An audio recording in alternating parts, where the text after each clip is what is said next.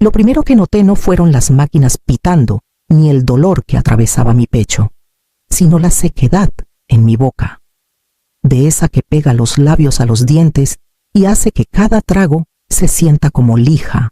Giré la cabeza despacio, haciendo una mueca mientras la cinta quirúrgica aún pegada a mi piel tiraba. Araceli estaba sentada en un rincón de la habitación, deslizando el dedo por su celular. Sus uñas hacían un leve clic contra la pantalla. Esperé un momento, solo para juntar fuerzas. Araceli, dije en voz baja. ¿Me podrías traer un poquito de agua? No levantó la vista. Siguió desplazándose por la pantalla.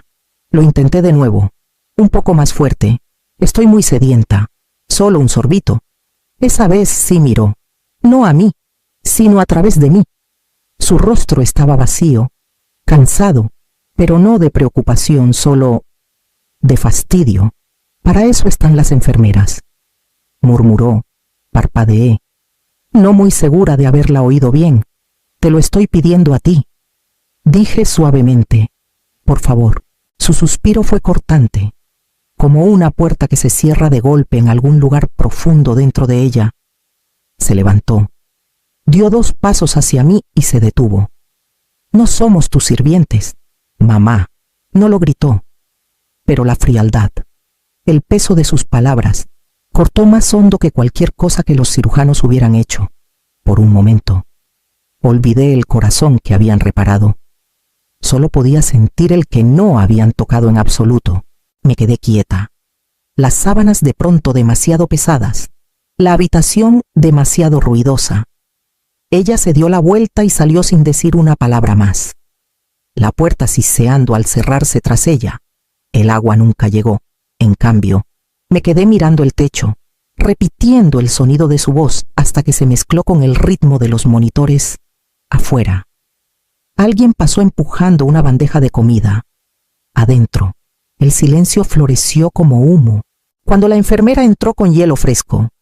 Ya había aprendido a tragar el tipo de sed que no tenía nada que ver con el agua. El viaje a casa fue silencioso. Araceli manejaba como si tuviera un lugar más importante donde estar, sus dedos tamborileando en el volante en cada semáforo en rojo. Salvador no vino. Tenía trabajo, dijo ella. No pregunté de qué tipo. Cuando llegamos a la entrada de la casa en Coyoacán, la casa parecía más pequeña de lo que recordaba, o tal vez yo estaba demasiado cansada para caber en ella.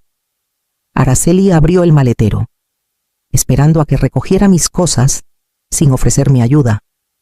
Sin una mano que sostener mientras subía los escalones del porche, solo el sonido de la puerta mosquitera chirriando al abrirse y cerrándose de golpe tras ella.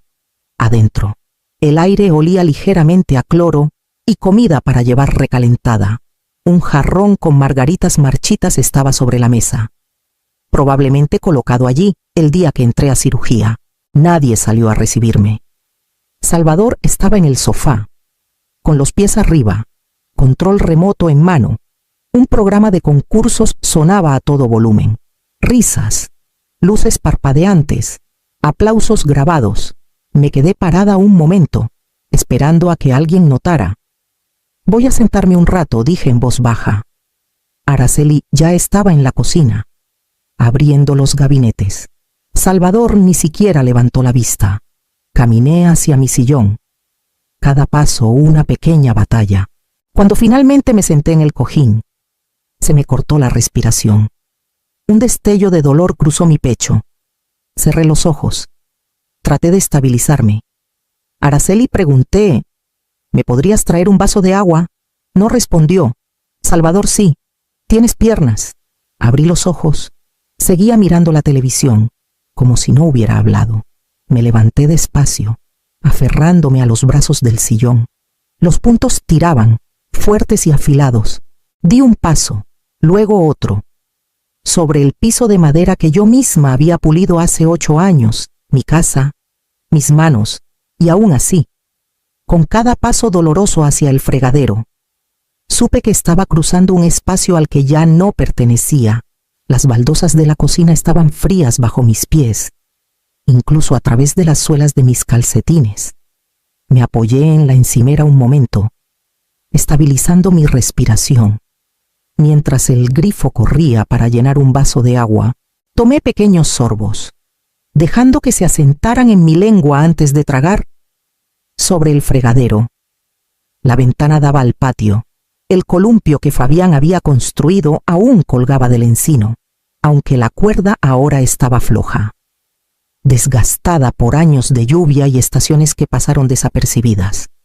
Una vez hablamos de hacer un jardín junto a la cerca, un lugar para hierbas y tal vez jitomates. Eso fue antes del diagnóstico, antes de los papeles, el hospicio y el zumbido interminable de los tanques de oxígeno en el pasillo.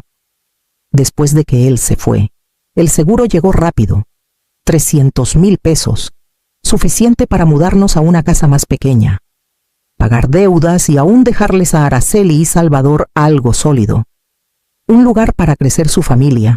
Recuerdo estar sentada en la oficina con el agente inmobiliario, con las manos temblando mientras firmaba la escritura. La puse a nombre de Araceli. No quería que se sintiera como invitada en su propio hogar. Quería que se sintiera segura. Nos mudamos juntos esa primavera. Ellos tomaron el cuarto principal. No me importó. Me dije que prefería el cuarto de huéspedes más pequeño. Era temporal, pensé. Solo hasta que se asentaran, hasta que llegara el bebé. Pero el bebé nunca llegó. Y el asentarse nunca terminó. En algún momento, mi nombre desapareció del buzón. Tomé otro sorbo. El amargor del agua atrapándose en mi garganta. El refrigerador zumbaba detrás de mí. Las risas volvieron a surgir desde la sala. Dejé el vaso y apoyé la mano en la encimera. El granito estaba frío, suave, caro. Mi regalo. Y aún así, estaba ahí parada como una extraña que había entrado desde la calle. Esa noche. Lo intenté de nuevo. Esperé hasta que los platos resonaron en el fregadero y el volumen de la tele bajó. Araceli limpiaba la encimera y Salvador miraba su celular desde la mesa de la cocina, una pierna rebotando como si ya estuviera inquieto por la conversación que no habíamos tenido. Araceli, dije suavemente, sé que ha sido mucho últimamente. Solo agradecería un poco de ayuda mientras me recupero. No me miró.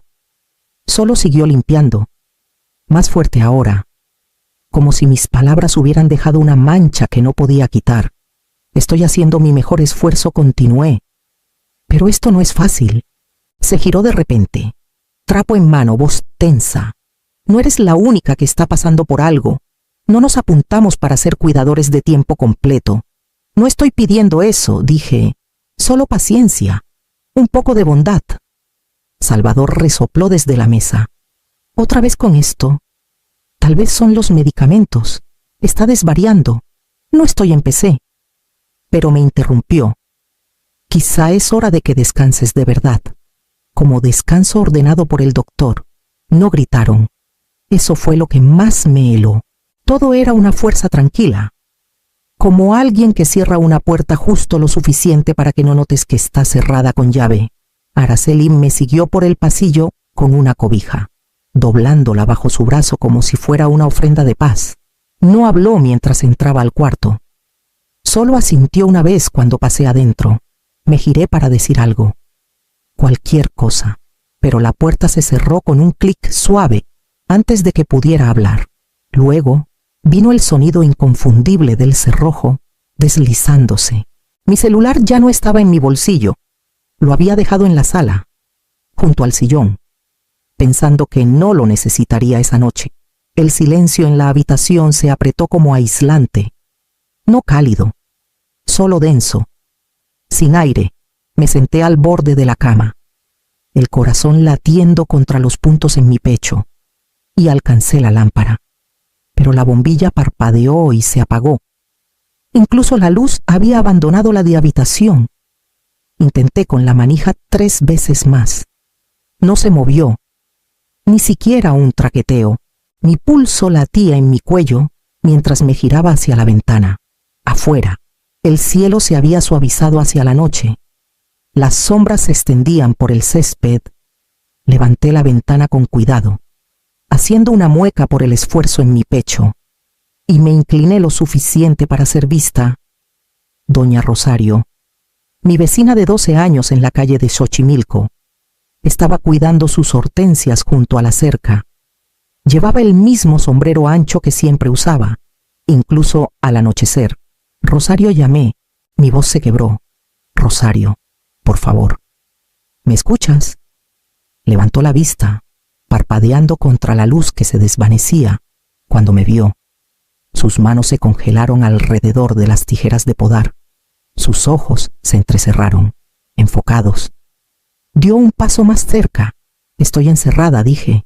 Más fuerte esta vez. ¿Puedes llamar a la policía, por favor? No hizo preguntas. Solo asintió y se dirigió hacia su puerta trasera. Moviéndose rápido, la espera se sintió eterna.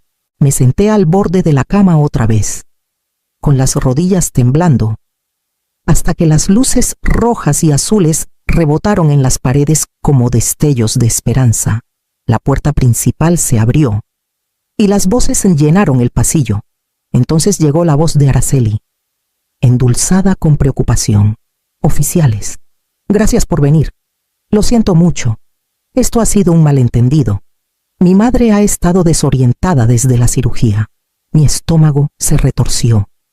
La puerta se abrió con un clic. Araceli estaba junto a 2 oficiales uniformados. Sus ojos se abrieron como si me hubiera encontrado en apuros. Mamá, justo íbamos a ver cómo estabas. ¿Estás bien? Intenté explicar. Sobre el cerrojo, el celular, el silencio, pero mi voz se sentía débil junto a la de ella. Salvador dio un paso adelante, manos en los bolsillos. Ha estado diciendo cosas raras desde la anestesia. No queríamos que se cayera, eso es todo. Los oficiales intercambiaron una mirada y asintieron lentamente. Araceli puso su mano suavemente en mi hombro. Estamos haciendo lo mejor que podemos. Me quedé ahí, mirando su mano, preguntándome cómo algo tan suave podía sujetarme tan firmemente en mi lugar. La casa se quedó en silencio después de que los oficiales se fueron. Araceli volvió a su copa de vino, Salvador a su sillón y a la televisión. Me quedé sola en el cuarto oscuro, con la puerta ahora entreabierta como una recompensa tácita por seguirles el juego. El silencio ya no me consolaba, me observaba. Esperé hasta estar segura de que se habían ido a dormir. Luego abrí la puerta del closet con cuidado y bajé la caja que no había tocado en años. Una caja de madera sencilla, con bordes suavizados por el tiempo y la memoria. Dentro había formularios de impuestos antiguos, cartas de seguros y la carpeta que Fabián me dio 6 meses antes de morir, por si acaso. Había dicho, porque el amor nunca debería dejarte sin poder. Nunca pensé que lo necesitaría. Abrí la carpeta y saqué el documento titulado Acuerdo de Donación de Propiedad. Residencia Coyoacán. La casa, nuestra casa, la que le di a Araceli y Salvador después de que Fabián se fue. Mis ojos recorrieron la primera página, luego la segunda. Ahí estaba. Cláusula 5. Transferencia condicional con provisión de reversión. El lenguaje era denso, pero el significado claro si alguna vez se me negaba cuidado razonable, apoyo o residencia. El regalo podía ser revocado. Fabián había insistido en ello. Dijo que era una protección, no contra Araceli, sino contra el tiempo, contra lo que el tiempo le hace a los recuerdos de las personas, y cómo el amor rápidamente se convierte en obligación. No le presté atención cuando firmé. Solo quería que se sintieran seguros. Ahora. Esa cláusula se sentía como aire en mis pulmones. Alcancé el teléfono inalámbrico aún conectado a la pared. Tomó 3 intentos recordar el número, pero cuando Marcial Rojas contestó, su voz aún calma y firme después de todos estos años, supe que había marcado bien. Marcial, dije, mi voz baja pero segura. Necesito preguntarte sobre una escritura que Fabián archivó en 2017. Hizo una pausa. Eloísa, ¿todo está bien? No dije, pero podría estarlo. La voz de Marcial resonó en mi mente mucho después de colgar. Había sido cauteloso pero alentador. La cláusula es válida, dijo. Pero necesitarás evidencia. No solo sentimientos, pruebas de negligencia, hostilidad, negación de cuidado. Sus palabras fueron claras. Si quería la ley de mi lado, tenía que dejar que mostraran quiénes eran realmente. A la mañana siguiente, guardé una pequeña grabadora de voz en el bolsillo de mi bata. Era vieja, del tipo que Fabián usaba en sus reuniones de proyectos de construcción. Todavía funcionaba. Me aseguré de que estuviera encendida antes de salir al pasillo. Araceli estaba en la cocina, sirviendo cereal en un tazón. Salvador ya estaba en el sofá. Me quedé quieta un momento, dejando que mi respiración se volviera superficial, dejando que el dolor regresara a mi pecho lo suficiente como para frenarme. Araceli, dije suavemente, ¿te importaría ayudarme a sentarme afuera un rato, solo por unos minutos de aire? No respondió. Salvador giró la cabeza sin mover el cuerpo. Caminaste bien ayer. Puedes arreglártelas. Ha sido una mañana difícil, dije. Los puntos. No te estás muriendo, interrumpió. Camina. Esperé. No siguió nada. Ni una mirada de Araceli. Ni un movimiento. Ni siquiera un suspiro de irritación. Solo el crujido de su cereal mientras se apoyaba en la encimera.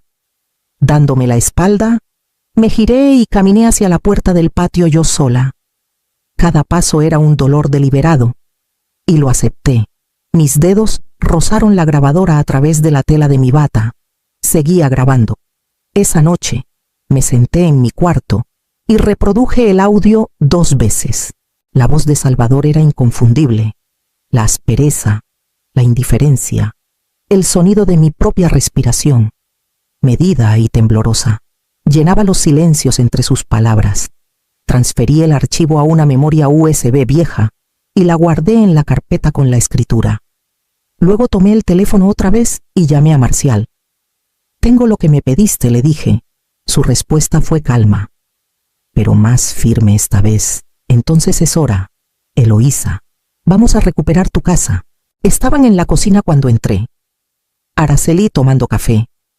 Salvador deslizando el dedo por su celular. Sostuve el sobre con ambas manos.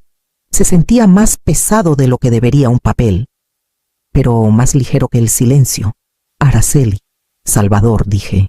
Levantaron la vista, no con preocupación, solo curiosidad, como si estuviera interrumpiendo algo sin importancia. Puse el sobre en la mesa entre nosotros. «¿Qué es esto?», preguntó Salvador. «Notificación de desalojo», dije. «Tienen 72 horas para dejar esta casa». La boca de Araceli se abrió.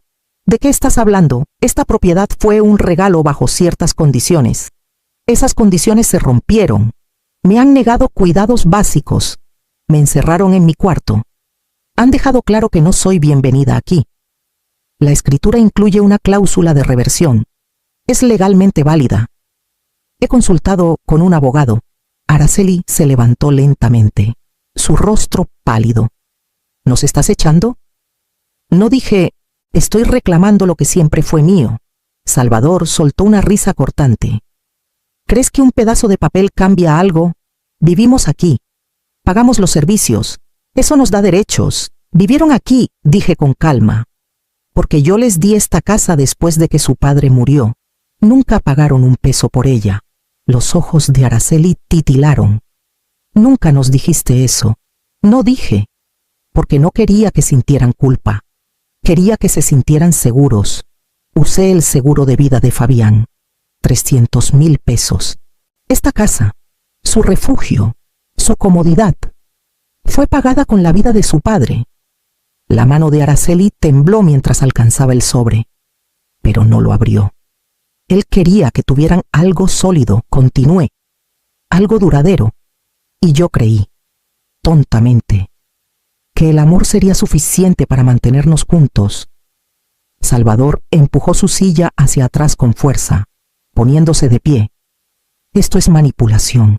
Estás usando tu dolor como arma». No dije, mirándolo directamente, «Ustedes lo hicieron en el momento en que me hicieron rogar por agua». La voz de Araceli se quebró. «Mamá, ¿podemos arreglar esto?» Tenían la oportunidad, dije en voz baja. Ahora tienen 72 horas.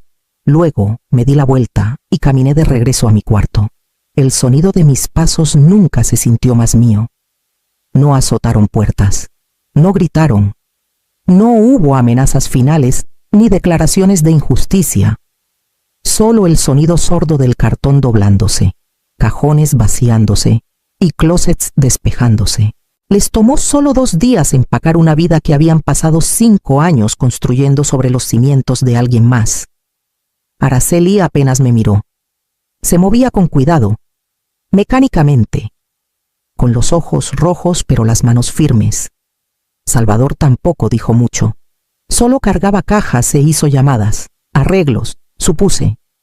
Algún lugar donde caer después de perder una casa que pensaban que no podían quitarles. Me quedé en mi silla junto a la ventana. No los seguí, no supervisé, no expliqué. Cuando cerraron la última bolsa, Araceli se quedó junto a la puerta.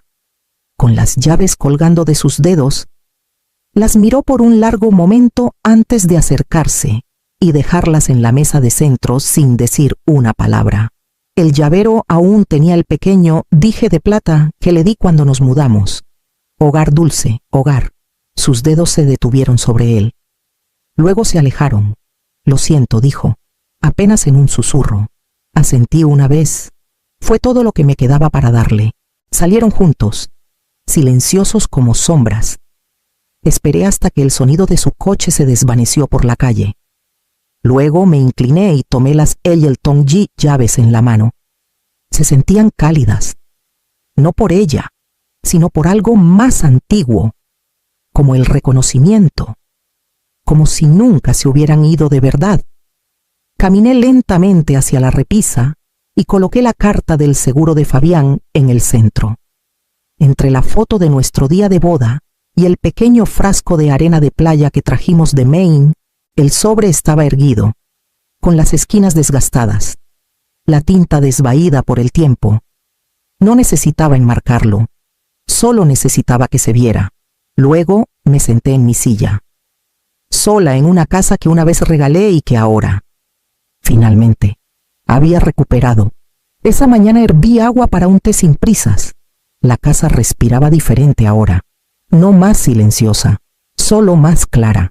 Cada puerta de armario, cada tablón crujiente, parecía haber estado esperando mi regreso, no como madre, no como carga, solo como yo misma. Llevé la taza a la mesa de la cocina. Me senté donde siempre lo había hecho y escuché. Sin pasos en el piso de arriba, sin zumbido de la tele, sin suspiros porque pedí demasiado. Solo el calor lento de la taza entre mis manos y el leve susurro de las hojas afuera de la ventana. Caminé por cada habitación después de eso, no buscando, solo notando. El cuarto de huéspedes estaba vacío otra vez. Solo una cama, una mesita de noche y espacio. La sala ya no olía al perfume de alguien más. En el baño, un portacepillos tenía solo un cepillo. Cada rastro de ellos se había ido, pero no me sentía abandonada. Me sentía completa. Durante años había caminado de puntillas por mi propia casa, cuidando de no incomodar a los demás con mis necesidades. Ahora, cada paso se sentía deliberado, sólido, mío. Me paré en la puerta del cuarto principal y dejé que mis ojos se posaran en la colcha que la madre de Fabián nos había hecho. La había guardado después de su muerte, temerosa de que Araceli se sintiera como invitada. Ahora la desplegué y la puse al pie de mi cama. Luego abrí un cuaderno en blanco, con el lomo crujiente, sus páginas intactas. Escribí la fecha en la parte superior, nada más. Todavía no. La historia que tenía por delante no necesitaba comenzar con pérdida o disculpas. No necesitaba permiso. Solo necesitaba a una mujer, presente, firme y finalmente sin miedo de ocupar su lugar.